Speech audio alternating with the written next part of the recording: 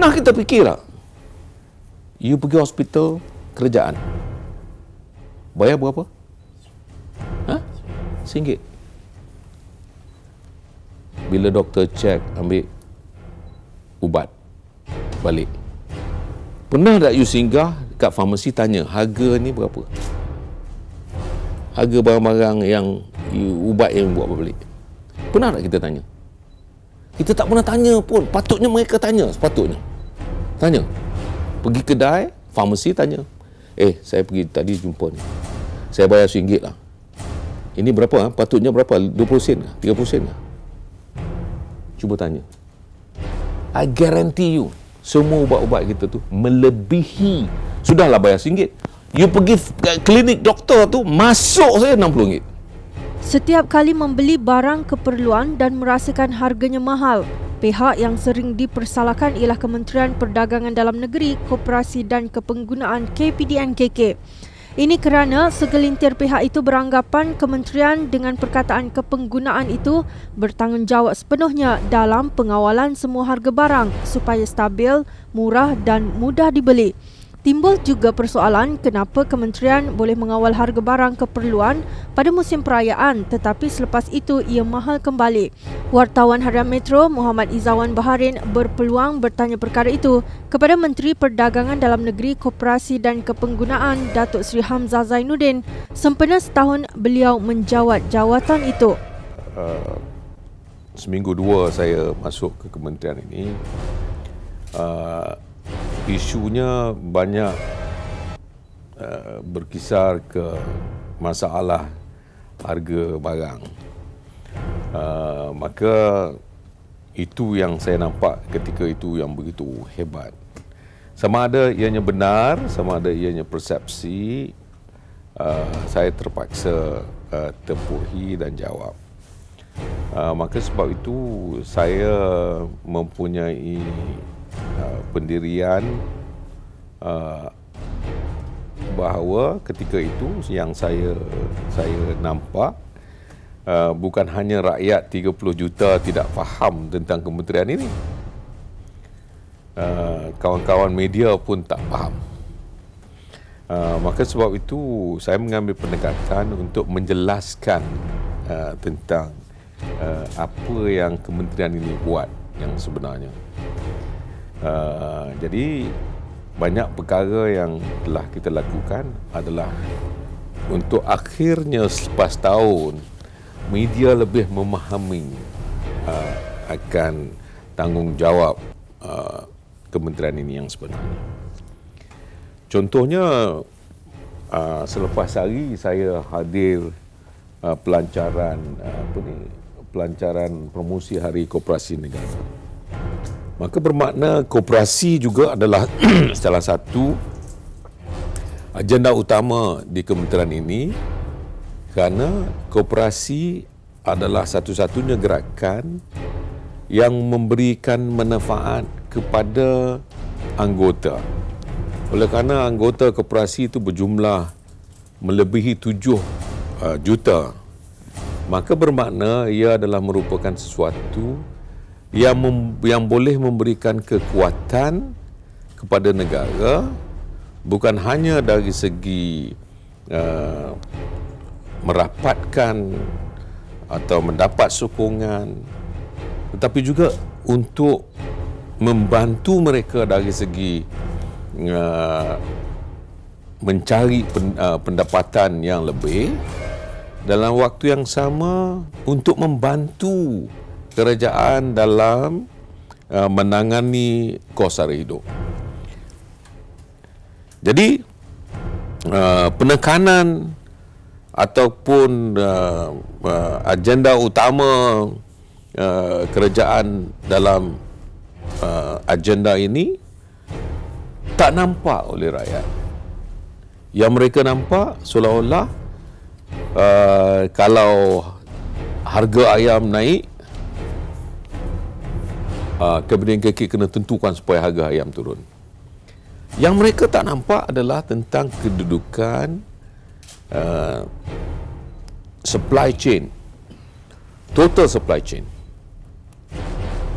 Siapa yang sebenarnya yang menjaga untuk menentukan industri ayam ini stabil dalam negara kita? Siapa? Bukan kementerian saya. Kementerian Pertanian dan Asas Tani. Siapa yang mengeluar? Kementerian Pertanian dan Asas Tani. Siapa yang jadi pemborong untuk keluarkan ayam supply kepada peniaga? Asas Tani. Akhirnya peniaga-peniaga, siapa dia? Pasar-pasar, maknanya Kementerian Kerajaan Tempatan yang memberikan lesen untuk dia orang jual. Ya? Yang nak tentukan harga, dia orang kata mesti kepada NKK. Jadi sebab itu saya kata ini dah kekeliruan yang berlaku ni. Itu tentang satu harga. Baru saya sebut ayam. Begitu juga dengan petroleum industry.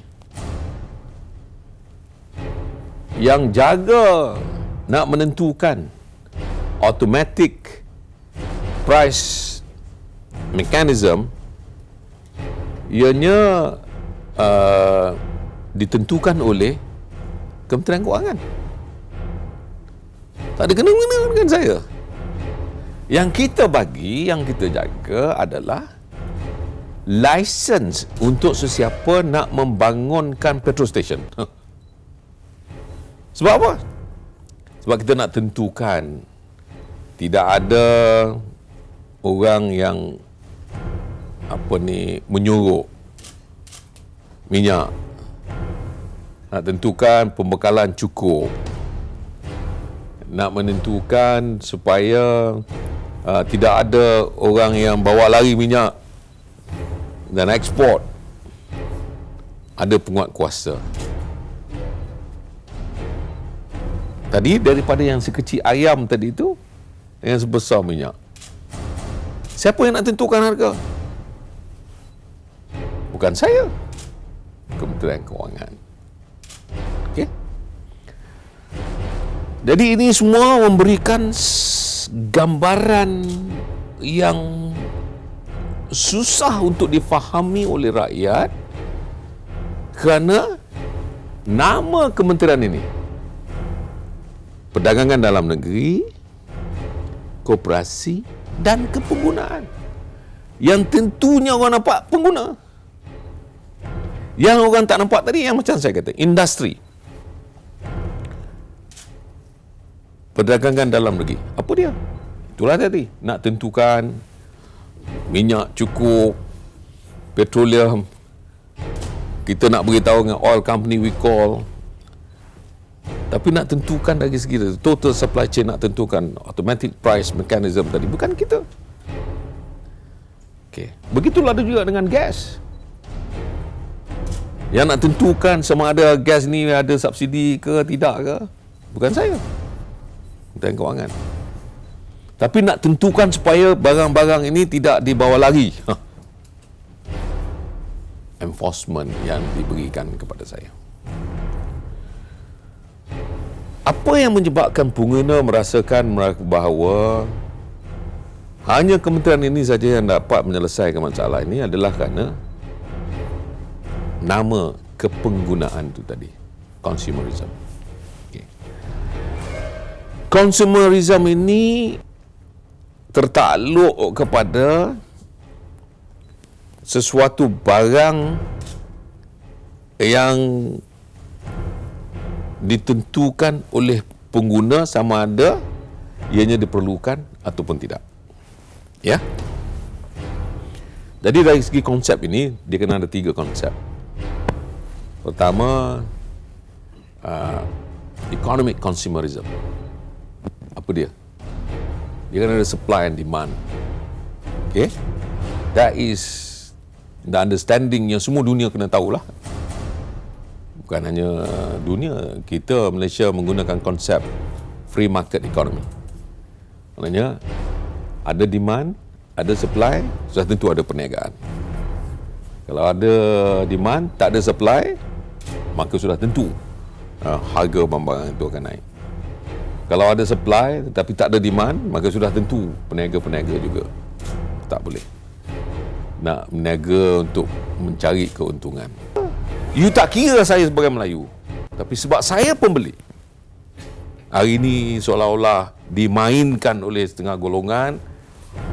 Ini Cina, tahulah dia yang meniaga Cina gini menipu. Yang pembeli pula kata, itulah aku beli kedai Cina, aku Melayu, dia mentam harga. Tak ada. We want it to be sehati sejiwa. Saya nak semua berhemah, semua peniaga beretika. Konsep satu Malaysia itu bukan hanya dari segi kedudukan perkaumannya, tapi juga dari segi segala-galanya, the way of life in our country. Saya bersyukur pada Allah SWT kerana saya dilahirkan dalam negara kita Malaysia ini. Saya lihat baru-baru ni bila kita adakan open house, semua orang ada.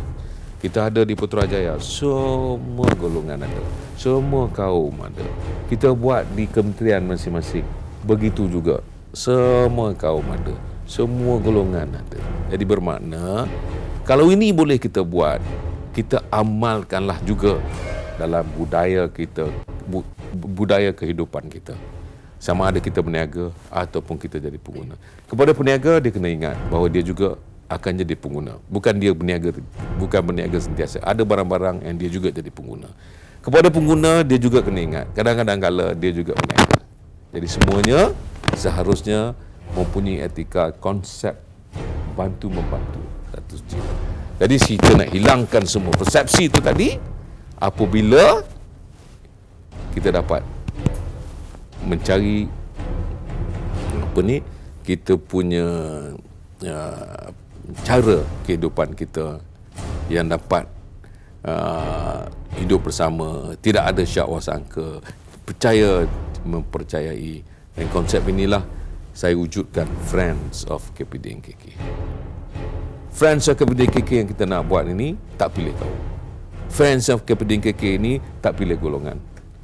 Friends of KPDNKK ini ada datangnya daripada orang besar, ada datangnya daripada artis, ada datang daripada ikon-ikon, ada datangnya daripada orang kampung, semua sama. Kenapa?